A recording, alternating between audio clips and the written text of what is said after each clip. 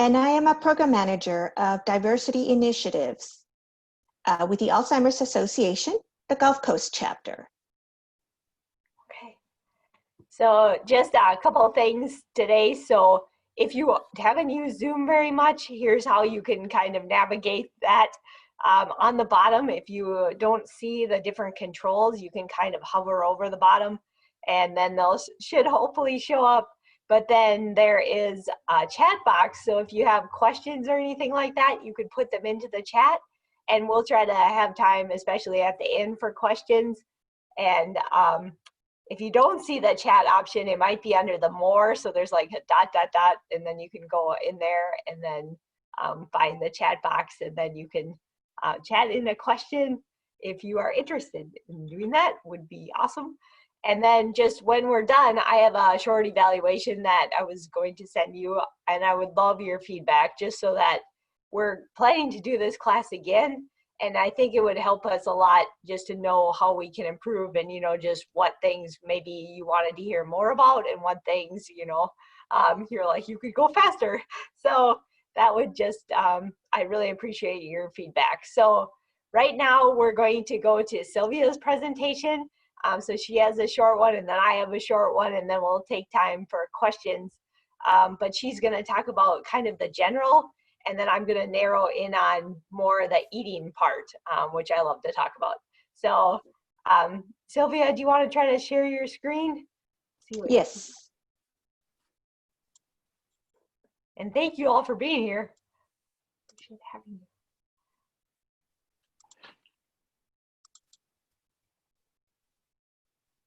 Okay, can you see my screen?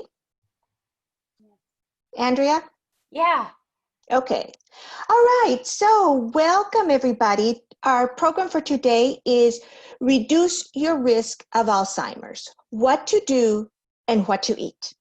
This program is designed to offer you research-based recommendations about taking care of our brains and our bodies in order to age as well as possible. So there are several things that we can do that can reduce the risk of developing Alzheimer's or other dementia.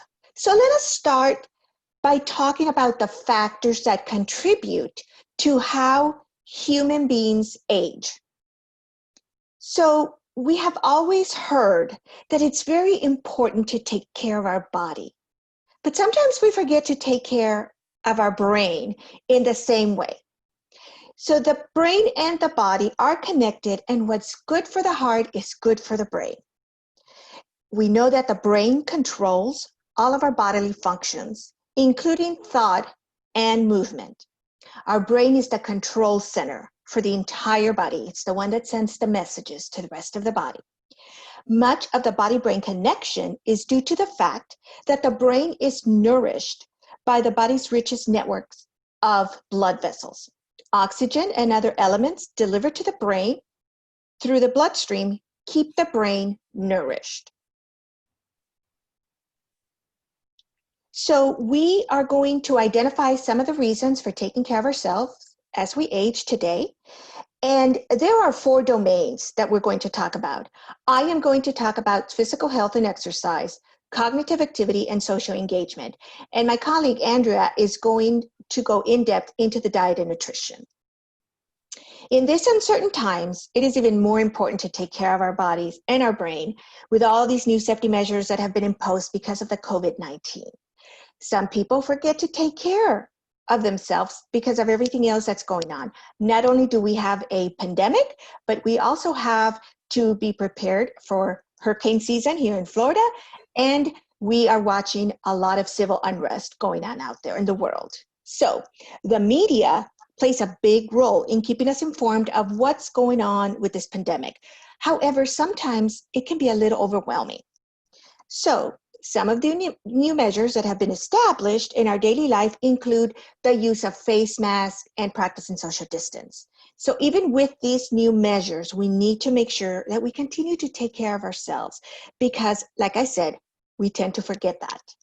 So there are certain ways where aging is common to all of us, okay? these things sometimes go beyond our control. When we reach adulthood, our hair turns gray, wrinkles come out, and our eyes don't focus as well when reading. Although a lot of us may color our hair, may do a little facelifts, there are some differences in the way we age, and this depends in part on our genes, and there's nothing we can do about that. There are some people that age a whole lot better than others because each of us has a genetic predisposition of growing old in a certain way. So for example, there are some families that have a longer longevity and go well into their 90s or more. And then you have other families that tend to develop diseases that limit their longevity. So all of these factors are beyond our control. But still, there are many aspects of aging that we do have some control over. For example, lifestyle and environmental factors can be associated with how we age. So even in families with a genetic predisposition to certain conditions, certain environmental or lifestyle modifications can help the course of these conditions. So we can start by adopting habits that can improve our general health.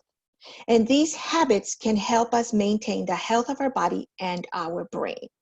So today we are going to explore those. Like I said, we're going to talk about 4 domains. I will talk about 3, and Andrea will talk about the next one. And the first one I am going to talk about is physical health and exercise.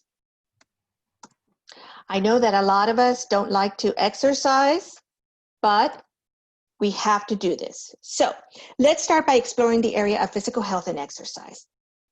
So the most important thing is to be as active as you can and to incorporate any activity that you enjoy so that you will continue to engage in it. If this is new for you, you want to start out small. The little changes add up, and research shows that 20 to 30 minutes of walking a few times a week can have health benefits. Okay, so I am having some difficulty with my PowerPoint for some reason. Okay, there we go. So you want to participate in cardiovascular activity regularly. This is going to increase your blood flow to the brain and your body, providing additional nourishment. You want to make sure that you are moving safely. It is very important, though, that you want to consult with your doctor before beginning any exercise program. You don't need to go to the gym. You don't need to spend money on expensive equipment.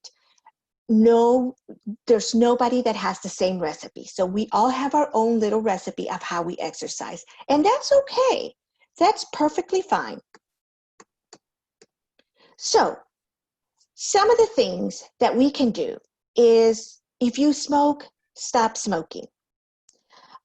Studies have shown that smoking increases the risk of cognitive decline. Additional benefits of stopping smoking include a lower risk of heart attacks, stroke, and lung disease, better blood circulation, and avoiding exposing others to secondhand smoke. Also, avoiding excess alcohol. Excessive drinking of alcohol can have some negative consequences, including slow or impaired communication among brain cells, fuzzy memory and drowsiness, and there are some long-term changes in balance, memory, emotions, coordination, and body temperature.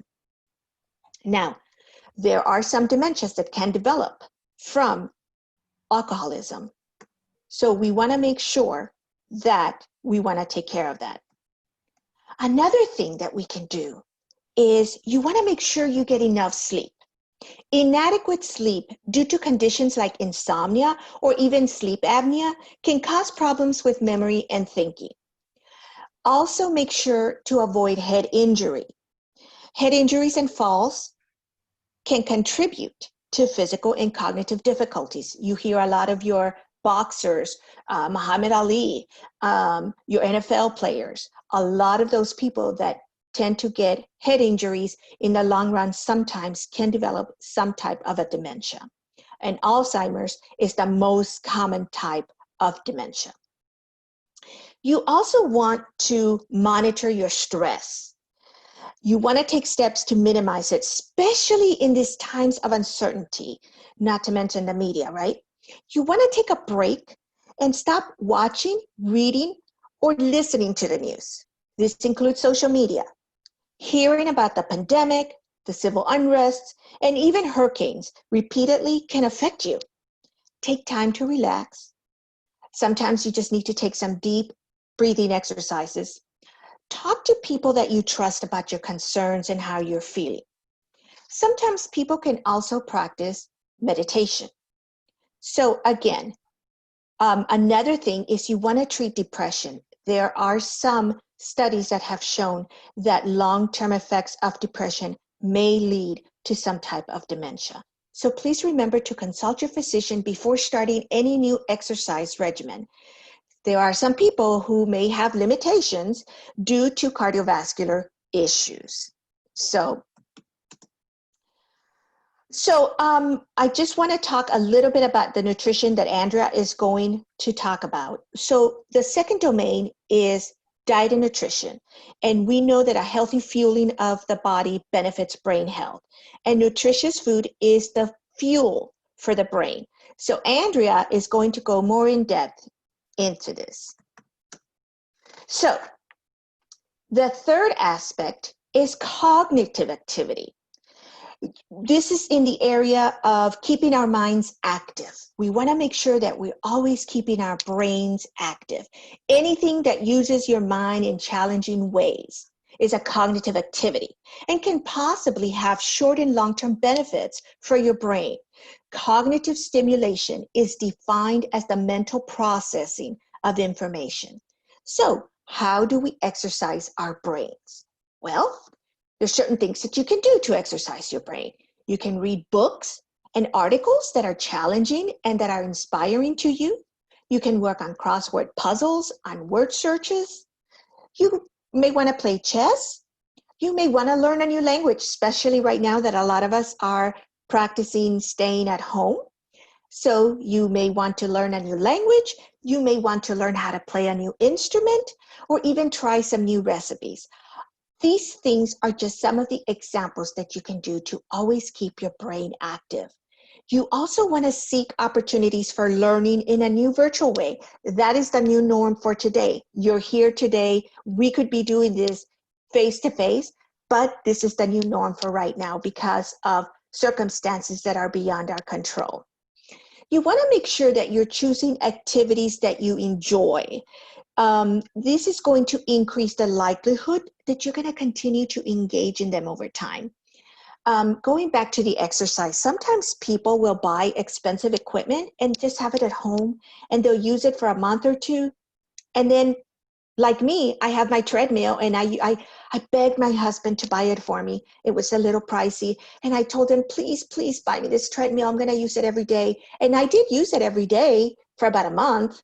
And then I kind of got bored with it. And now I use it to hang my clothes. So you don't need to do that. You don't need to do that at all. You can take a walk outside, walk your dog, take the steps instead of the elevator. So there's a lot of things that you can do. So again, you wanna participate in something that you enjoy so that you can keep yourself motivated. And the last aspect that I'm going to talk about is social engagement or interacting with others in a social setting.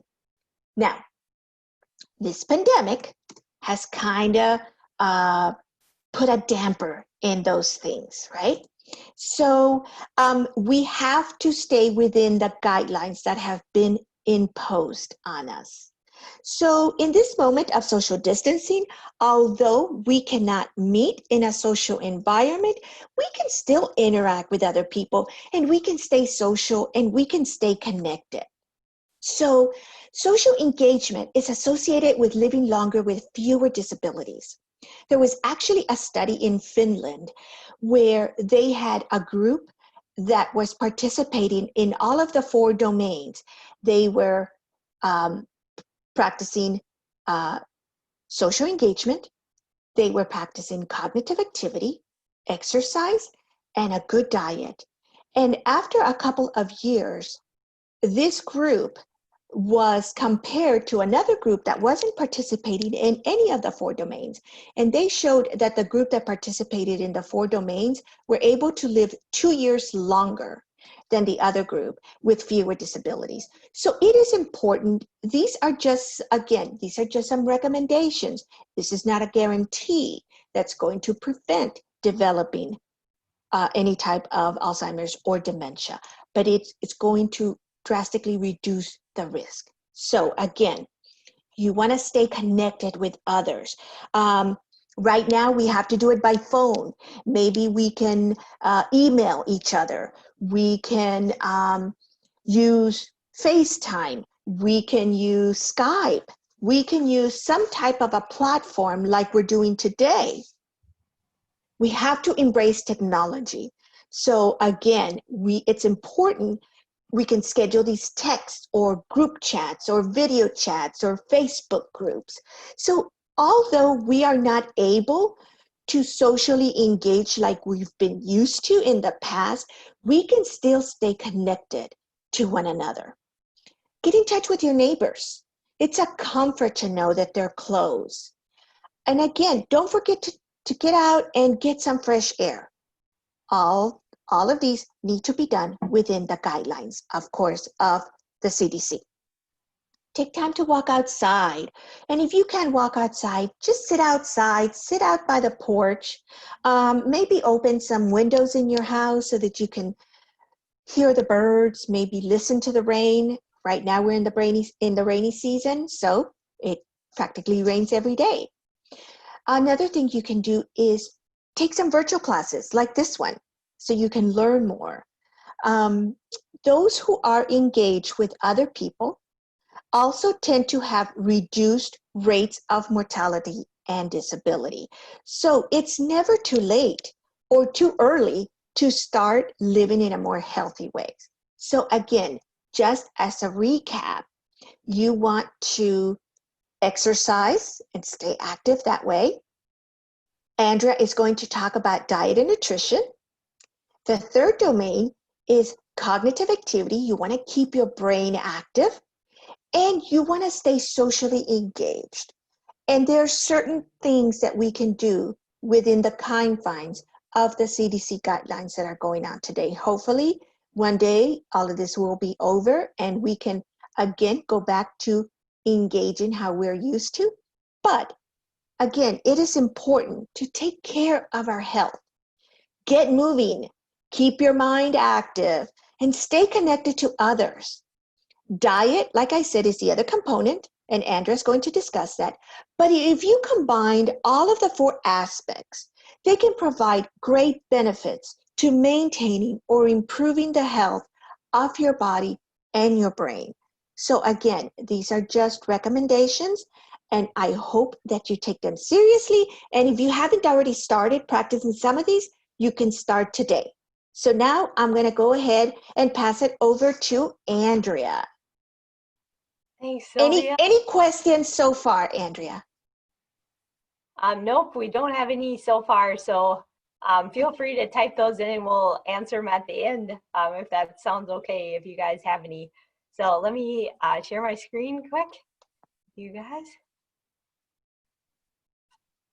All right. You'll have to tell me if if it doesn't look correct, okay? You guys see everything okay? Yes, we do. Thanks, Sylvia. Okay, so here we have that reminder about the evaluation. You guys got that.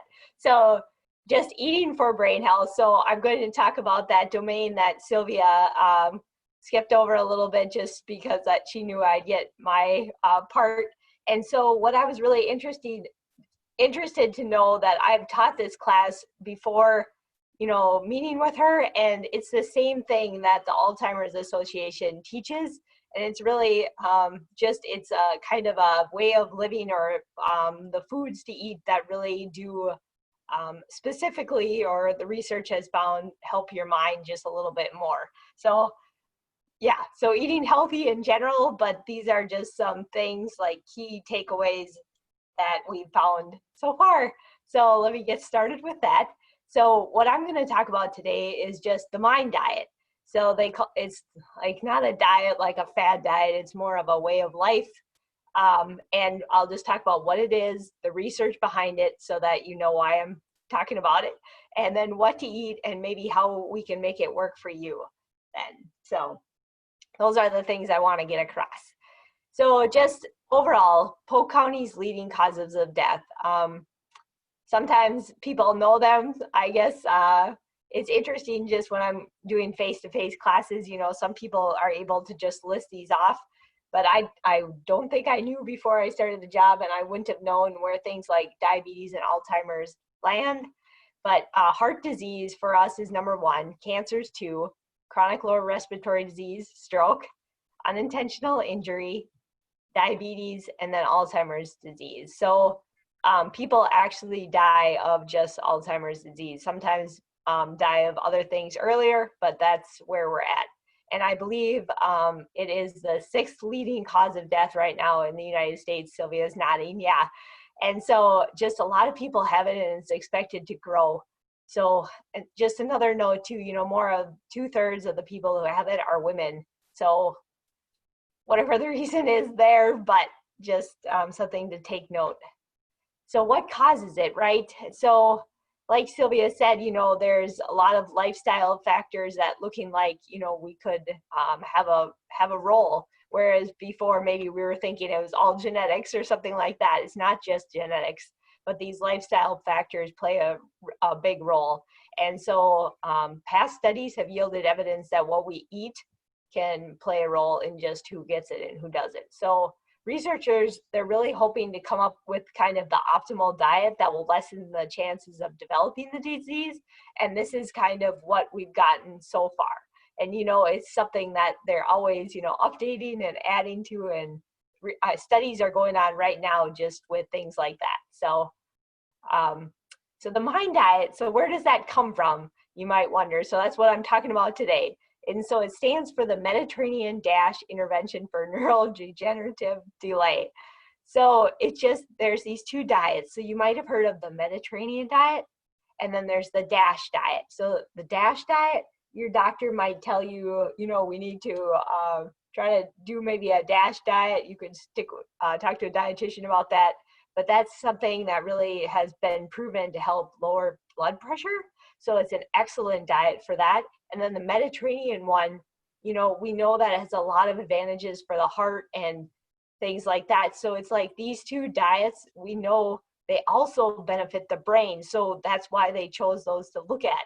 And so they were looking at the foods and trying to experiment like which ones, you know, were affecting the brain more. And it was developed in Rush University Medical Center in Chicago. So an epidemiologist named Martha Morris worked on it. And so it's a hybrid of those two diets then, but both of those diets, they have similarities.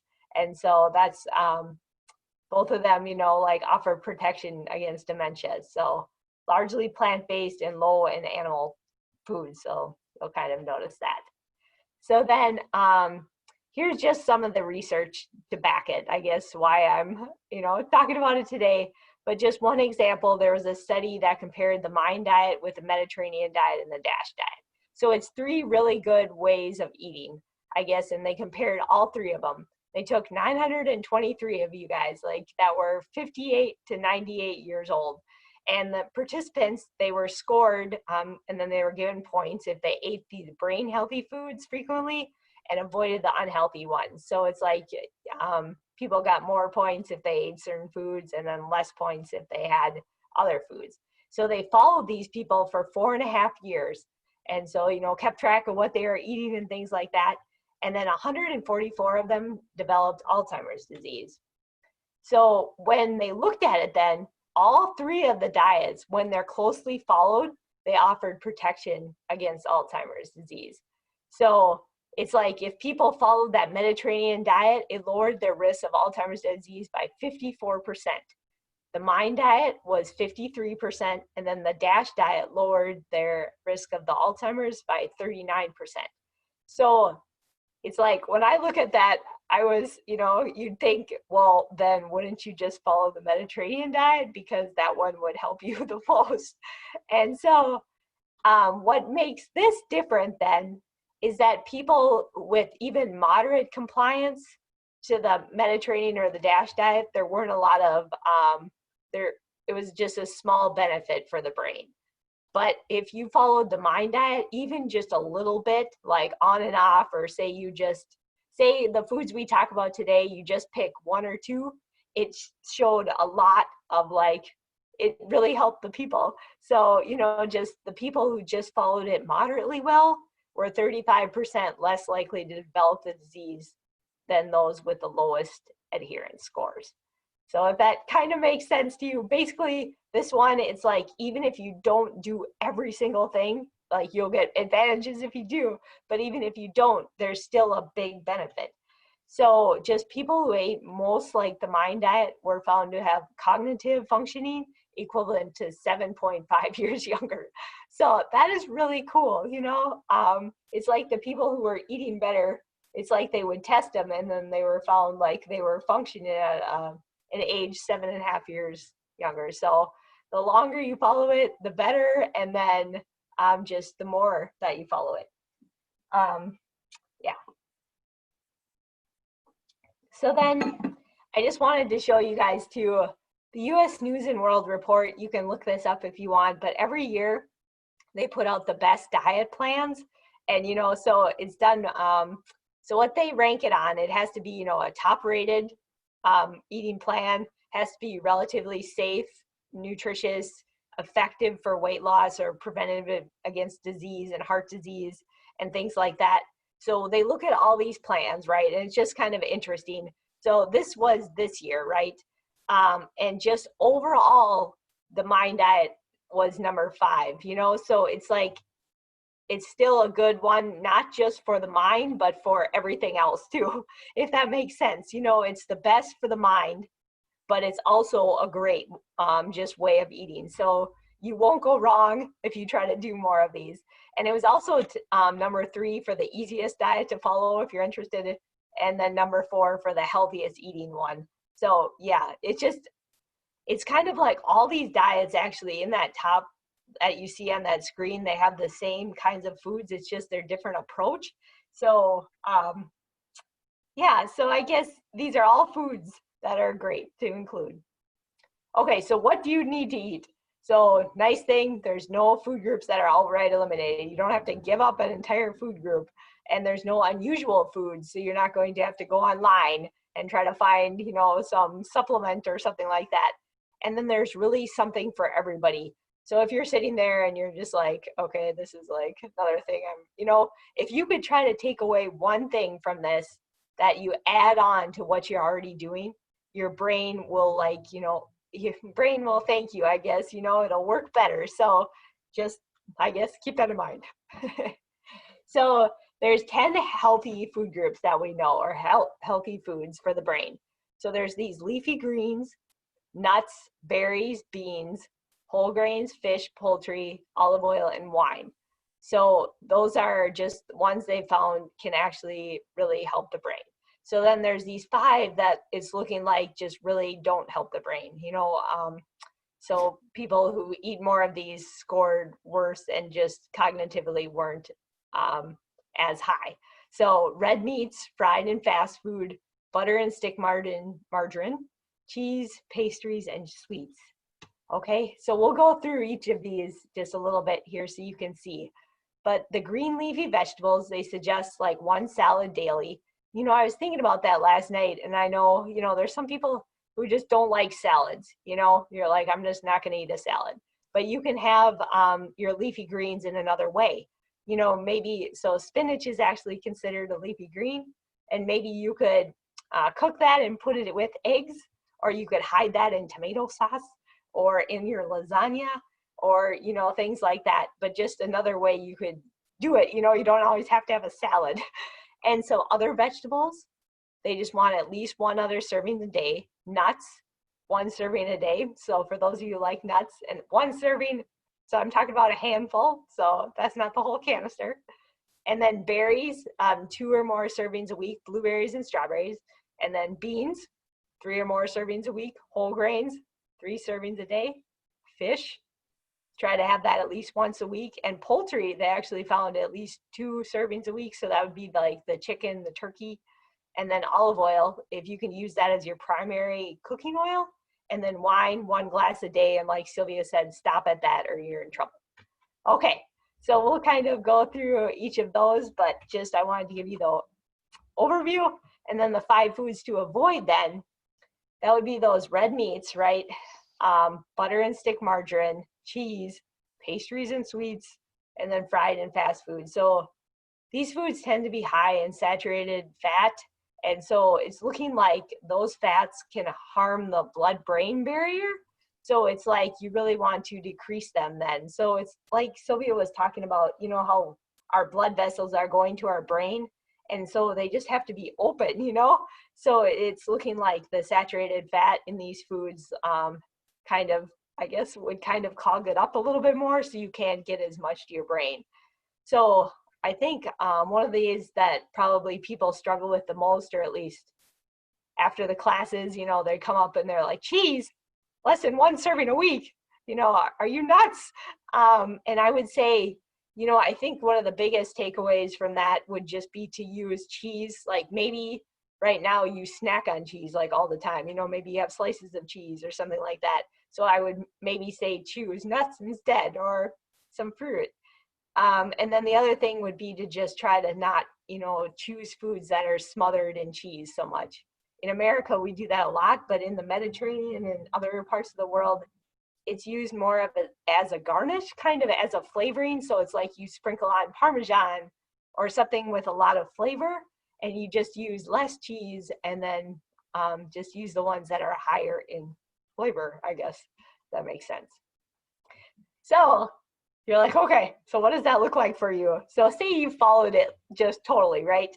So you'd have like 3 servings of whole grains a day, a salad, and then 1 other vegetable a day, and then you'd have a glass of wine. And on most days, you'd snack on some nuts. You'd have beans, you know, every other day or so. So I'm talking about like black beans, pinto beans, kidney beans, black-eyed peas, and then poultry or berries at least, you know, a couple of times a week, and fish at least once a week. So you just try to limit then eating those unhealthy foods, especially butter, whole fat cheese. So you can do like, you know, mozzarella is lower in fat too. So that would just be, you know, a tip, I guess. And then fried or fast food. So trying to limit that. Yes. Okay. So components of the mind diet, just to break it down for you quick. Okay, so leafy green vegetables.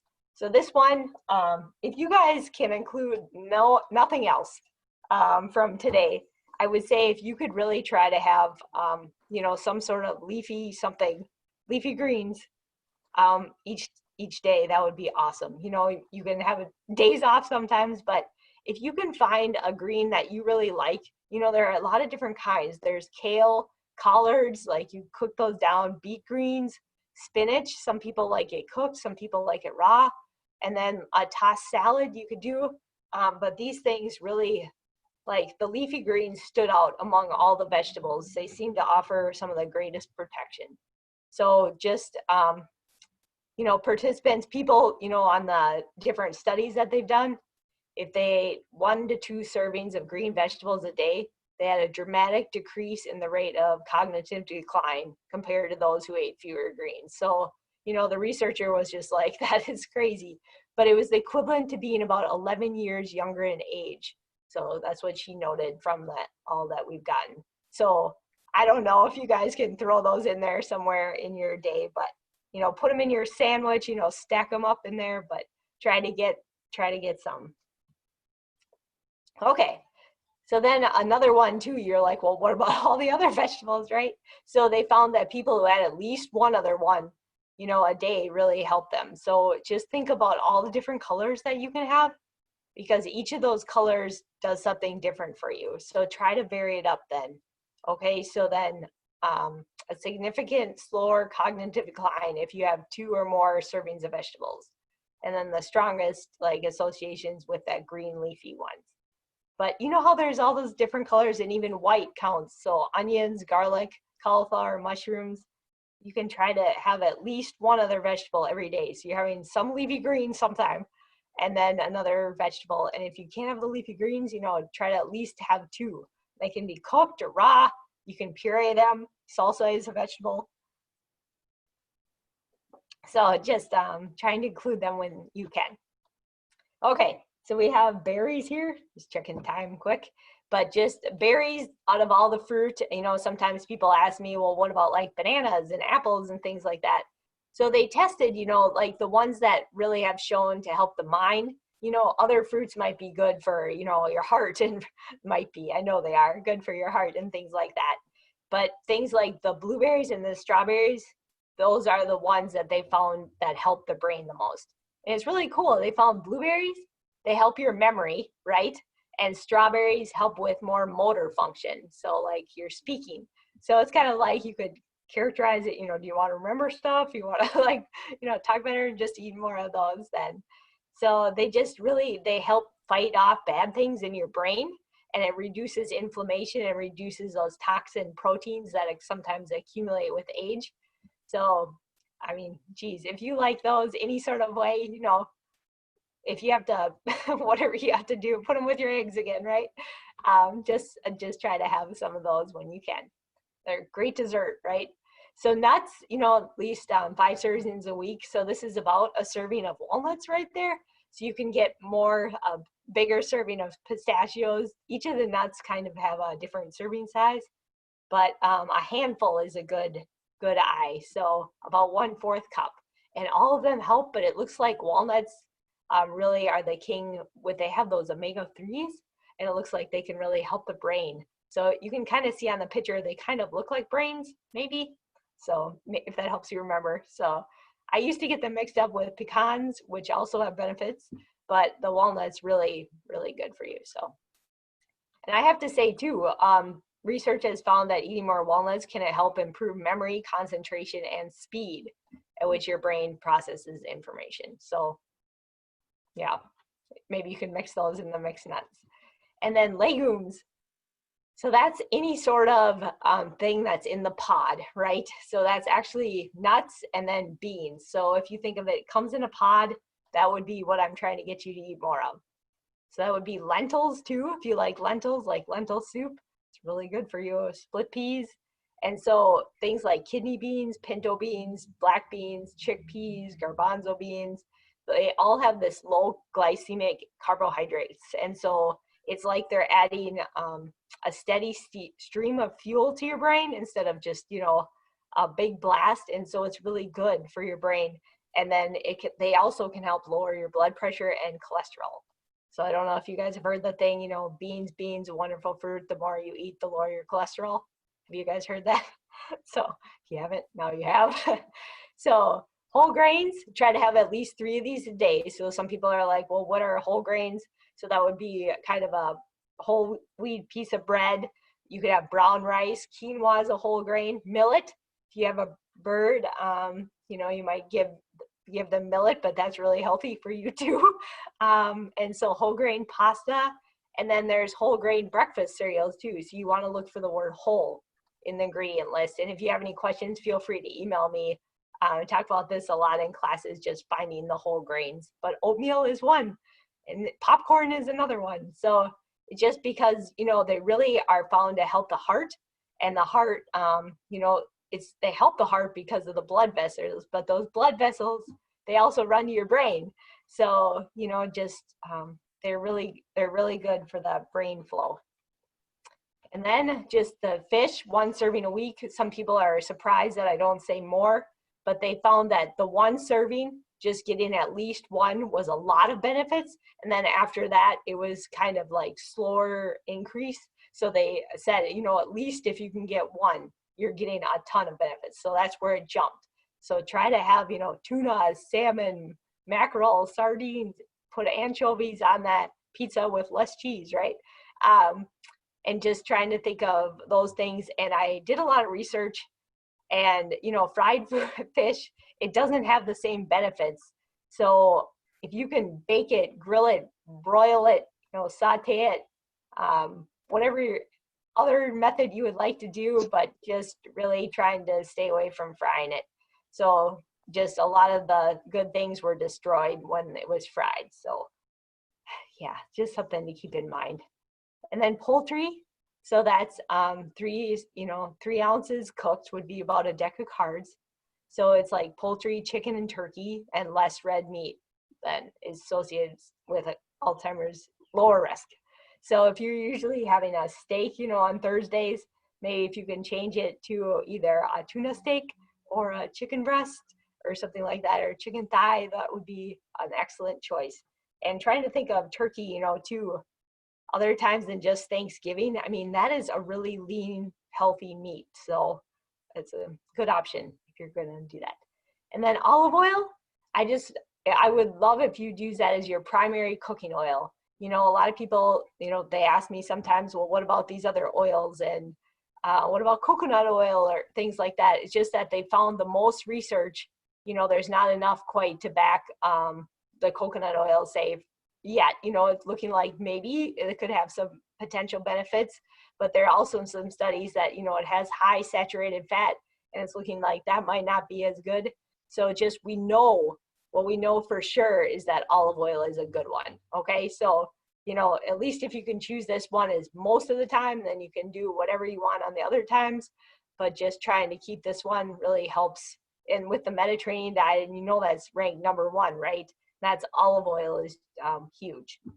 So then, just like Sylvia said, one serving of wine a day. So it looks like that one glass could help, but I've done a lot of research on this too. Just it may, it looks like it might increase breast cancer risk, just any alcohol at all. So it's kind of like what helps your heart, you might, I don't know. So if you don't start drinking, or if you're not drinking now, I would say, don't start. And it doesn't look like it's specified red or white. Both of them, it's just maybe the alcohol. And then, we're not really sure, but it's just people who did drink that glass of wine had a little bit more benefits. Okay. So just limiting these brain unhealthy foods again. So even if you can focus on the ones that are good and just try to add those, maybe it'll kind of crowd out these other ones, okay? But just trying to, have the butter, stick margarine less. So if you're cooking that egg with the spinach, right, then maybe you could use olive oil to cook the egg if you're going to use fat, and then skip the butter. And then trying to, choose other ways than frying your food, and then having red meat less often. And so red meat is, the beef and the pork too. So, it's not another white meat, contrary to what the marketing says. It's not white. So just trying to have that less, and then full fat cheese, trying to have that less than once a week, really just, having it as a garnish. And then pastries and sweets less than 5 times a week. So a couple days you're skipping desserts, okay? And have some berries. All right, so just a couple other slides here, just other notes. It looks like coffee and cocoa, they have potential. The researcher was saying, there's just not quite enough to put them on these diets yet, and more research is needed. So we'll check back on you there. Maybe you will get to have some more sweets, right? The cocoa. But just, they also found that people had a diet high in trans fats. So these are more likely to have brain shrinkage. And I have to tell you guys, I was just talking to another dietitian this morning, but just, it's great because the government has recognized these as not even safe. So they have to be out of our food supply and out of the manufacturing of the food by January of this year. So it's just if there are still some on the shelves. So hopefully we won't have to worry about trans fats very much longer, if at all. Okay. And just lastly, I just want you to know, just like what Sylvia was saying, foods are one thing, but it's looking like if I could just go talk about a whole other thing, it would be exercise. Just, they've really found that one is huge also. Like she said, with, doing a lot of research behind, staying in touch with other people and then exercising your brain. But just, if you can exercise, they were researchers have found that show lower levels of shrinkage in the brain for people who exercise. So it really helps maintain brain size, whatever that means, but I'm going with big brain. will work for me. So, so lots of research helps. So it's like, then you're thinking, well, how could you make this work for you? But just, thinking about, if you're having the pizza, put a lot of vegetables on it. Maybe if you're having cereal in the morning, you can sometimes have a banana, you can sometimes have blueberries in there or strawberries. Having something else, just trying to figure out how in your snacks you could have some vegetables, things like that. Those would be the key things, I think. So I thank you guys all for joining today. I do have a couple other things. So we have this short evaluation. So I'll send that out to all of you after this. And then if you can tell us, what you wanted to hear more of, or if you thought it was okay, or if you learned anything, it would be really, really, really helpful just to get that. And then I do have to tell you too, so we're doing this class one other time. And then, so I have these classes coming up, and I'll try to send these to you in case you're interested in registering for another one if you missed it. But we're also going to offer this class in Spanish. Sylvia actually speaks Spanish, so she has that advantage on her mind already. And so we're going to do this in Spanish. So if you know anybody who speaks Spanish, then they can join with that one. So if you have any questions, this is me then. And we do have some questions, Andrea. Okay. Do grits count as a whole grain food? So normally grits are not whole grain unless there's some special ones where you can look and they might say whole corn. So you want to flip them over, and if they say enriched corn or enriched unbleached or just even corn, usually they're not a whole grain. So usually grits, when they mill them, they actually take off the outside portion, which would be the whole grain. So I would say if you love grits, maybe if you could try things like oatmeal, or there are some whole grain corn grits, I bet. Pretty sure I've seen some. So yes, that would be an option. Thank you. We have another question. If you need to saute, do you lose the benefits of olive oil as you heat it to saute? No. So just, there's different grades of olive oil, and I talk about that. I have a Mediterranean diet class. We talk about that a lot, but just, the extra virgin one, that's one that's meant to not be heated too high, right? So you don't want to ever fry foods in extra virgin olive oil. It's more of like a garnish, dip your bread in it or drizzle it on salads.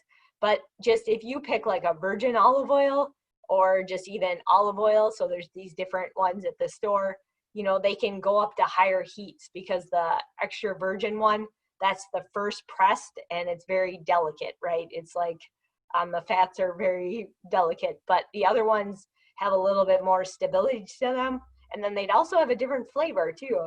So it's just interesting. You can find the one that works for you, but no, I would say saute in it. And if you do saute at low heat, you might be able to do it with the extra virgin also. So okay. thanks for And asking. then one other question.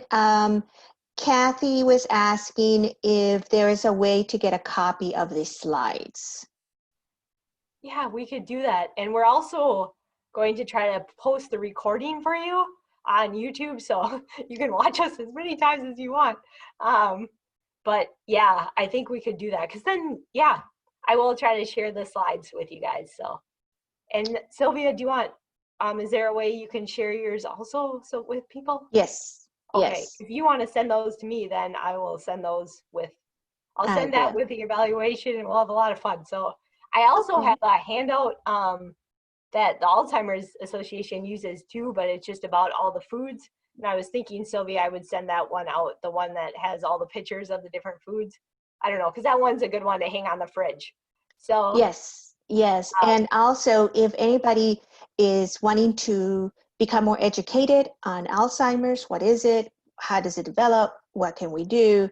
The Alzheimer's Association also has a lot of virtual education, and you can visit the website at alz.org.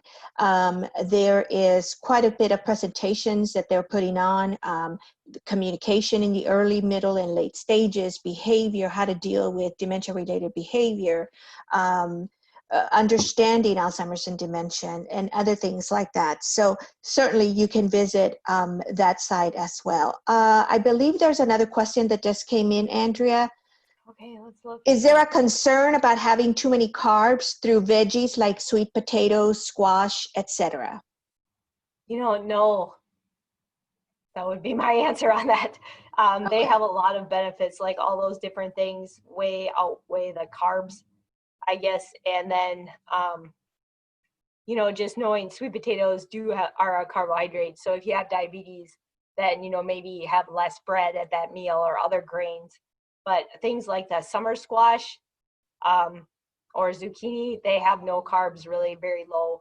So you'd be definitely okay there. And most vegetables, there are some starchy ones like the potatoes and the corn and the peas, but most of them aren't big sources of the carbohydrates unless you eat vast quantities of them. So that's a good question. Yeah. Yes, the Alzheimer's Association website is alz.org.